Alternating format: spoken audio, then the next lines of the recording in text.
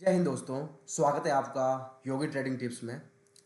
दोस्तों, आप लोगों को तो पता ही होगा कि हमारा शेयर मार्केट पिछले एक साल से गिरता जा रहा है, जिसके पीछे मल्टीपल कारण हो सकते हैं। फॉर एग्जांपल कि मल्टीपल कंट्रीज़ में युद्ध चल रहे हैं, चुनाव चल रहा है। देन अभी हाल फिलहाल में आप लोगों ने देखा होगा कि यूएस के द्वारा मल्टीपल कंट्रीज़ पे टैरिफ बैरियर लगाया जा रहा है, एडिशनल टैरिफ लगाया जा रहा है। और जो बिजनेसेस होती हैं वो मल्टीनेशनल होती हैं।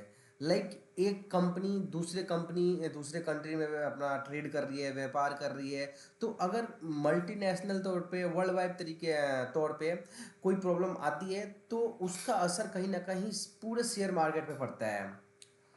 तो फिलहाल कि हमारे शेयर मार्केट गिरने के पीछे मल्टीपल कारण हो सकते हैं, जो कि मैंने आप लोगों को बताया। युद्ध भी हो सकता है, जो चुनाव होते हैं उनका फैक्टर भी पड़ता है, प्लस कुछ कंट्रीज़ में टैक्सेशन चेंजेस होते हैं उनके कारण होता है। देन अगर अदर कंट्री आप पे ज़्यादा टैक्स, ड्यूटी और टैरिफ लगा दे, उसके कारण भी हमारे शेयर में फ्लैक्चुएशन देखने को मिलती है।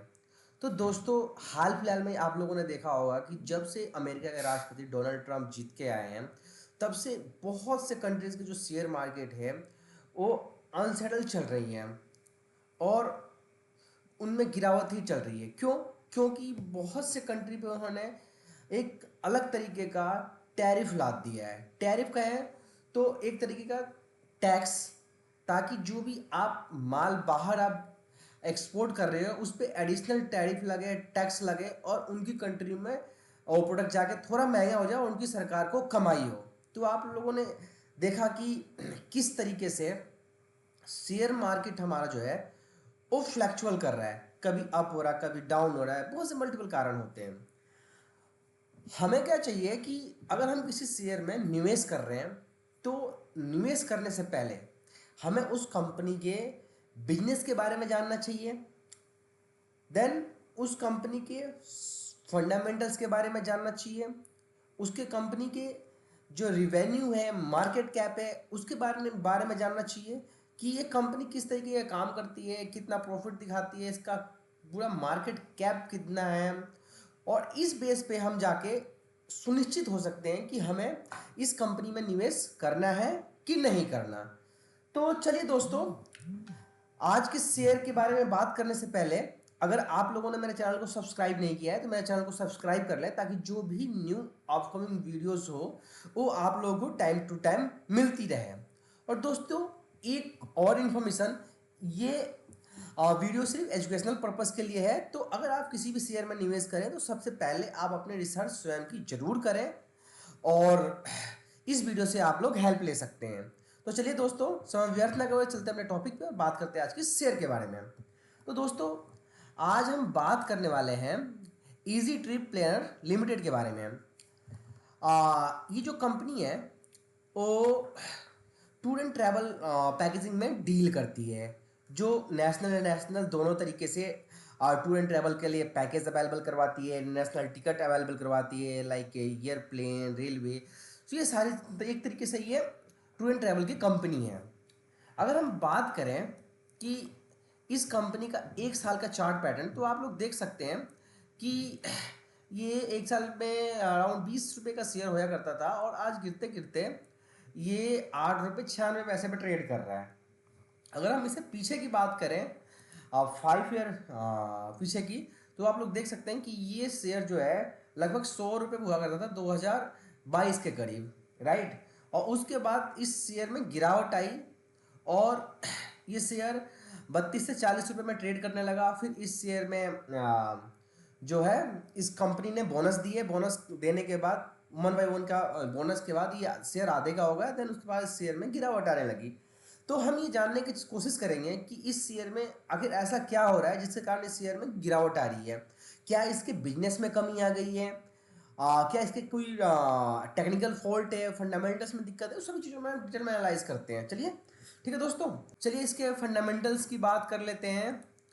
तो आप लोग देख सकते हैं कि जो मार्केट कैप है इसका वो 3,000 172 करोड़ का मार्केट कैप है और जो इसका करंट प्राइस चल रहा है वो 8.95 पैसे का है, राइट।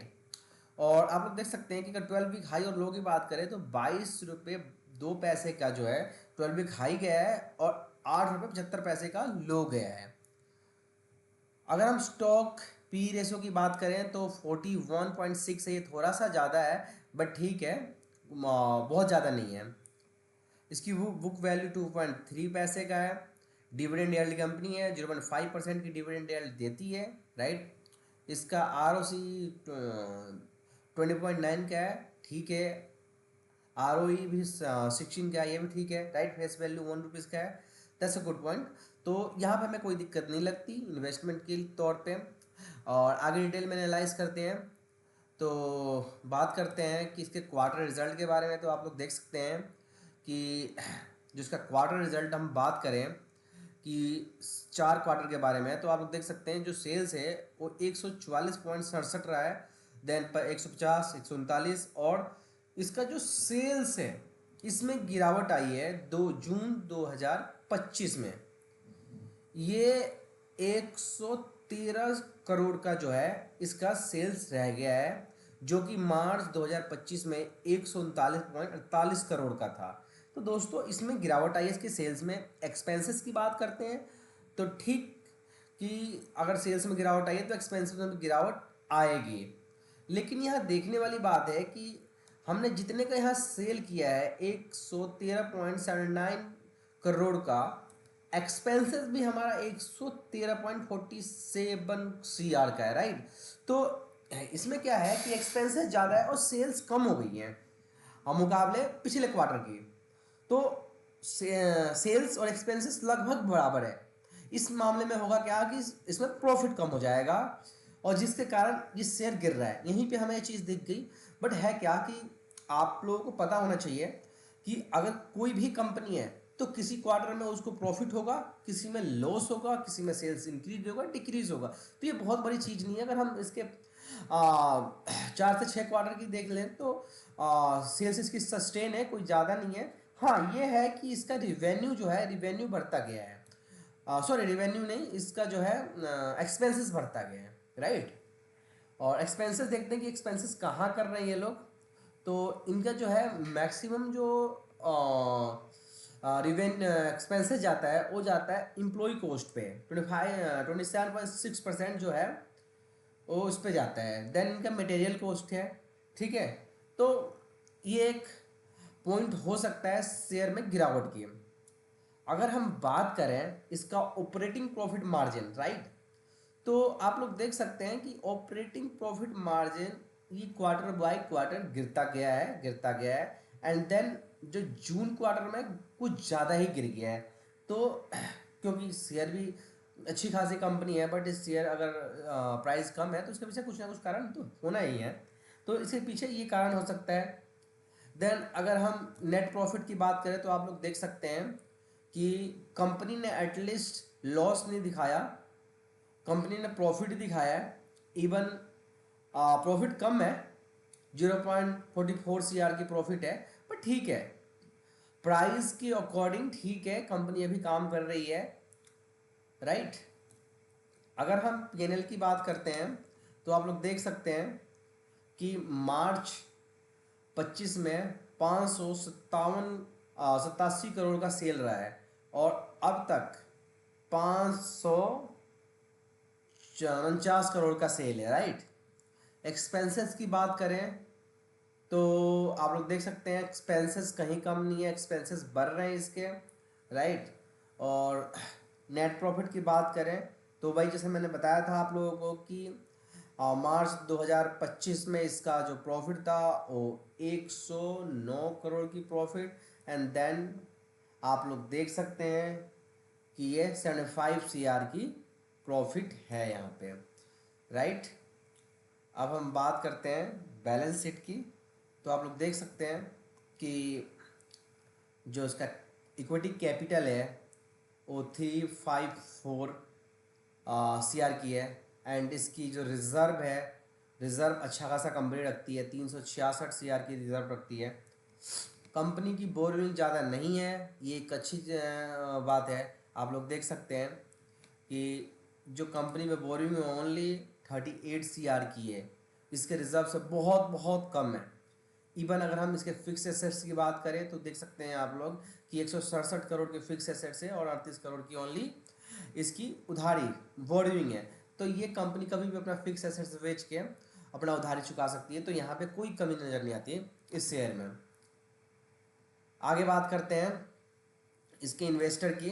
तो आप लोग देख सकते हैं कि जो इन्वेस्टर हैं वो प्रमोटर्स धीरे धीरे अपनी होल्डिंग कम करते जा रहे हैं, राइट।